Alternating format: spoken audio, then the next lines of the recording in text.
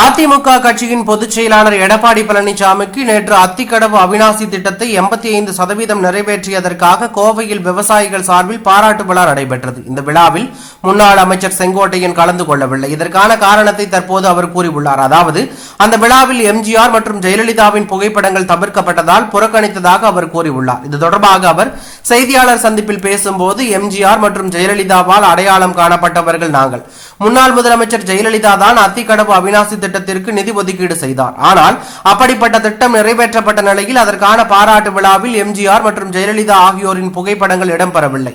இதனால் தான் அந்த விழாவினை புறக்கணித்ததாக அவர் கூறியுள்ளார். ஏற்கனவே முன்னாள் அமைச்சர் கோகுல இந்திரா எடப்பாடி பழனிசாமி சொன்னதால் டீசென்டாக ஒதுங்கி இருக்கிறேன் என்று என்னை பார்த்தாலே கட்சி பதவி பறிபோய்விடும் என்ற பயத்தில் போஸ்டரில் கூட என்னுடைய படத்தை போட மாட்டார்கள் என்றும், சென்னையில் நடைபெற்ற அதிமுக நிர்வாகிகளும் ஆலோசனை கூட்டத்தில் ஆதங்கத்தை வெளிப்படுத்தி இருந்தார்கள். மேலும் அதிமுகவில் சீனியர்கள் இப்படி தங்களுடைய ஆதங்கத்தை எடப்பாடி பழனிசாமிக்கு எதிராக வெளிப்படுத்தி வருவது மீண்டும் அதிமுகவில் பெரும் சலசலப்பை ஏற்படுத்தி உள்ளது.